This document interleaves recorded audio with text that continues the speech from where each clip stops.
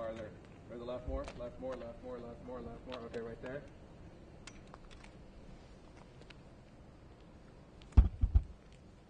That's cool. Okay. Well, that kind of takes care of those two. Yeah. Okay, so we need one. Okay. I need something right here. Can you bring my tripod right here, Frank? Or Carrie?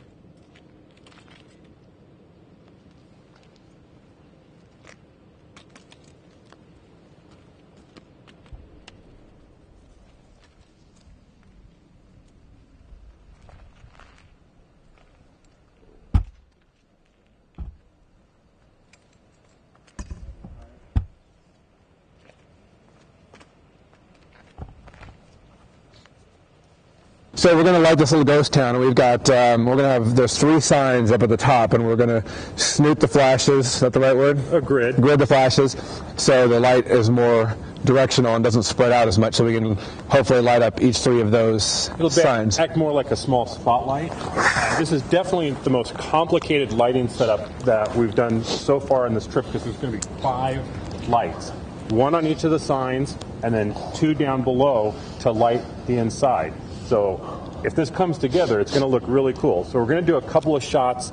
The first one, we're going to kind of build up to really get this. So the first shot's going to just be the 3 signs. Make sure we have that. And then we'll bring in the 2 lower lights and make sure we have that done. Yep. So let's get to shooting. Is that Pocket Wizard on? Yep. Okay. So I've got my placement as far as where I'm going to have my camera. And my focal length, and I'm just kind of going edge to edge because there's other stuff outside of it. I'm just going to do a nice tight shot right down the middle. Pretty simple. So that's pretty good. We need to just adjust that light a little bit. You can move it a little closer. And do you have it zoomed in? Is that 24? I have mine zoomed at 105. Okay. We zoomed the flashes, so the flashes have a zoom feature, so they can flash wider or flash tighter. We're flashing tighter and sending it through a grid, so more of the light goes forward.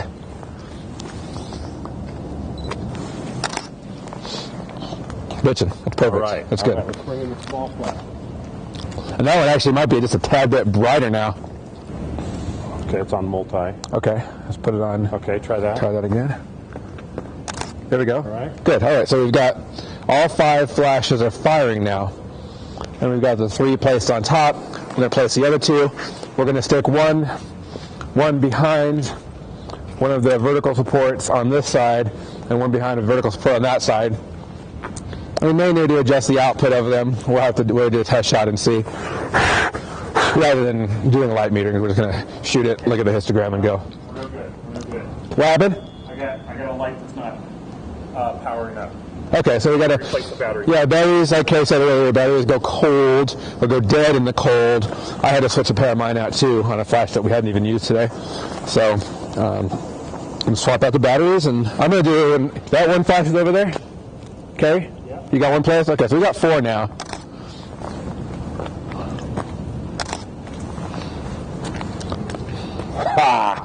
Now what is all this? This is all dark, so it's not getting light, but I'm getting a little bit of flash fall off here. Does that look like that's coming from my flash? Lighting up the ground, or is that just Yeah. Because that one is at such an angle. Yeah. Over there, because we don't have a snoot or anything. Right, right. How about we put your little bounce thing so the light doesn't come down? Put it on the bottom. Sound good? Okay, so another way to modify light. What is this thing called? This is a Rogue flash bender. Okay, a flash bender. You can put this on your flash to keep some of that light from going a certain direction. We don't want any of the light to hit the ground in front of us, so we're going to put that on there so all the light is directed up to the sign.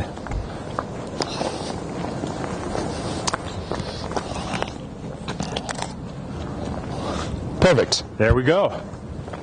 Let's just check focus. Now these grid spots are the Harbor Digital Design quick spots. They just pop right onto the end of the speed light, so they're real easy to use.